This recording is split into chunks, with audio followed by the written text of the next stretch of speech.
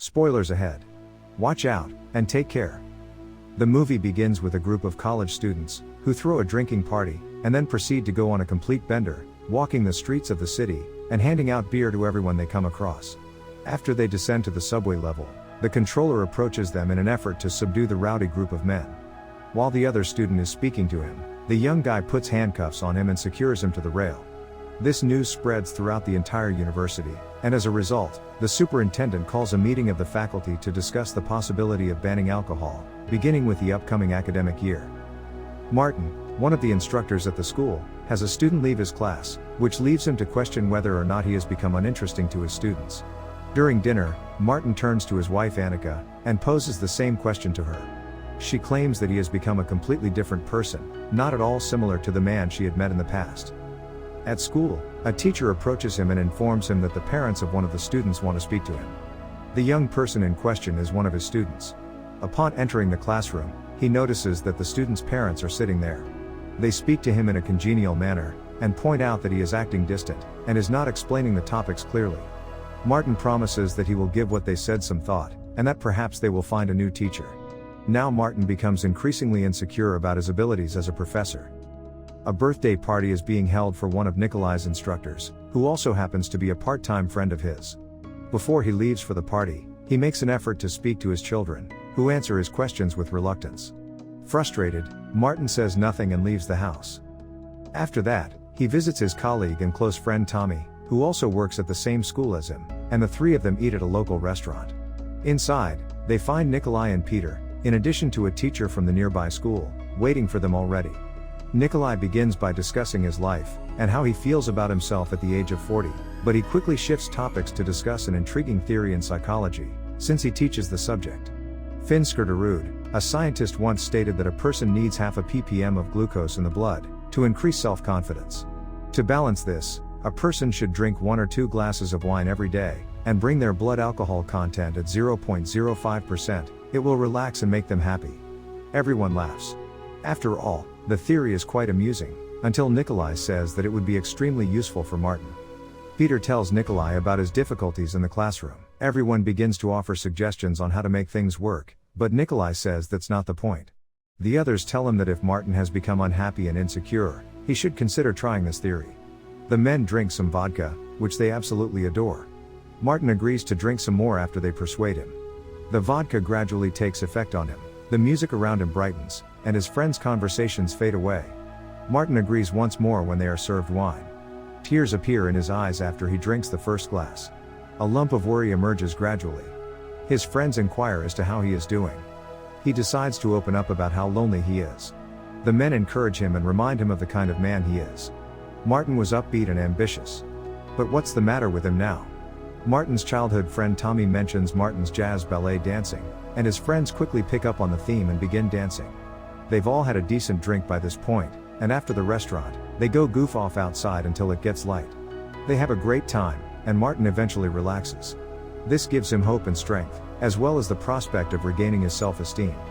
He decides to test the theory they discussed the day before, by bringing vodka to school.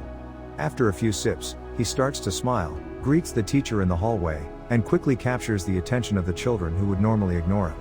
On his way out, he runs into Nikolai, who drops him off and suggests that the four of them begin an experiment together. And it's not just an experiment, it's a research project. They will only drink during office hours, and will keep track of the changes. Martin drinks again before class, and this time the class is even better than the last. The kids are interested in him. Everything changes at Peter's as well. His teaching method becomes more interesting and successful, and the students begin to sing cleaner and with more soul. They meet in the teacher's lounge after class to discuss the preliminary results. Everyone is overjoyed. While the children are at school, Martin and his wife enjoy a glass of wine in the evening.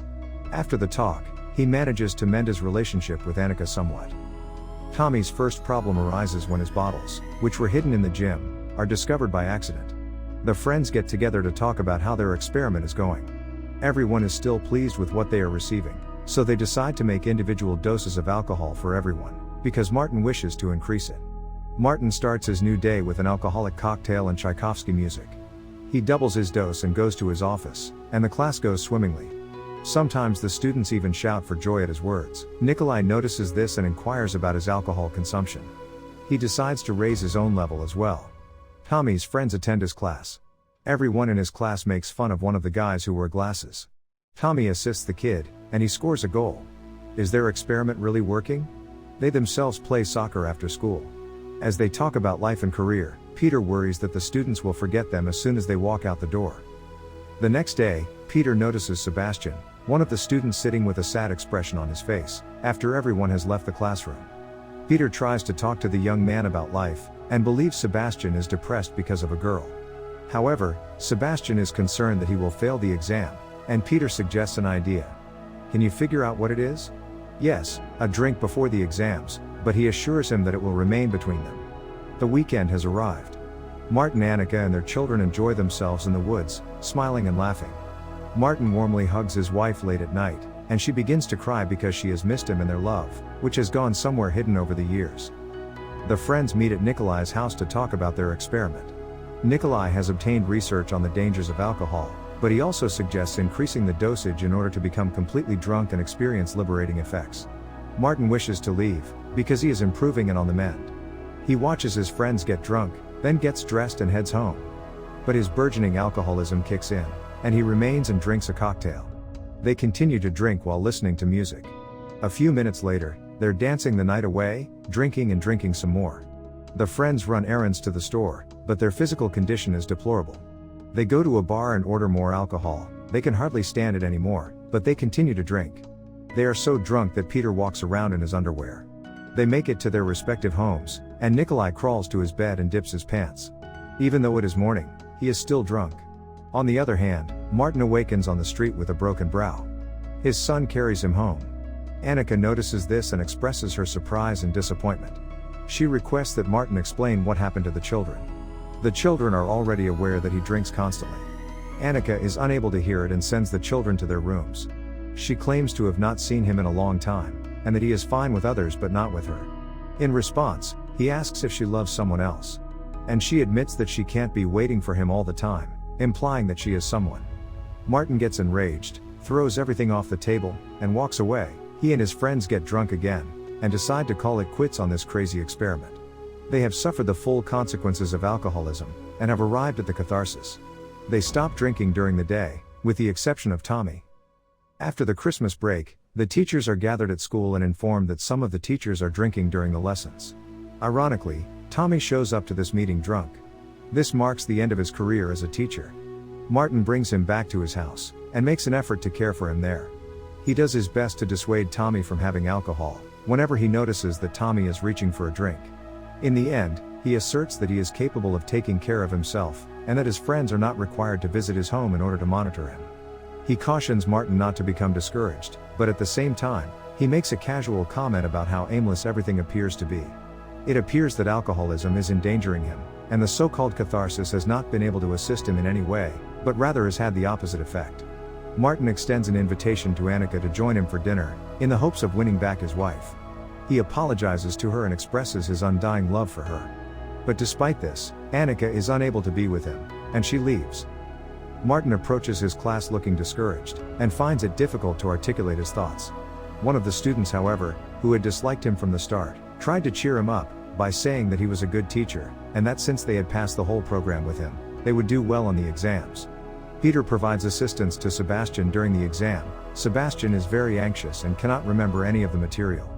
Peter asks him to take sips from the bottle whenever he feels nervous, and also offers him a drink before the exam. He also brings a bottle of alcohol with him to the exam. The test is a success for Sebastian in the end. Martin's students also performed well on tests, just as their proud parents had hoped. At this point, Tommy gets drunk, boards a motorboat, and sets sail in the opposite direction, out on the ocean. Nikolai approaches Martin and whispers something in his ear, while the two are participating in the graduation sing-alongs. It seems to have something to do with Tommy. Martin takes a seat on the bench and attempts to process everything that has just taken place. The so-called alcoholic catharsis of his childhood friend ended with him drowning himself. Attendees at his funeral in the church include friends and the students. Martin gets together with his friends to drink beer and talk about their business, before heading to Casper's birthday party. Martin is completely speechless, despite the fact that everything is going swimmingly for everyone else. Their former students are seen driving by the restaurant, as Martin checks his phone for messages from his wife. The fact that she still has faith in their marriage, and is willing to give them a second chance, is something that has made him very happy. The group of friends visits the graduates, who invite them in for a drink. Martin gives in and agrees to dance when Peter asks him to do so. He still consumes alcohol and dances the way he did when he was younger. Everyone celebrates with him by spraying him with champagne, and giving him a shout out. At the conclusion of the dance, he makes a leap into the water, off the harbor. After all, Tommy advised him not to allow himself to become discouraged, under any circumstances. The end. Thank you for watching. Subscribe if you'd like to see more videos like this. Turn on the notifications, and leave a like to help the channel out.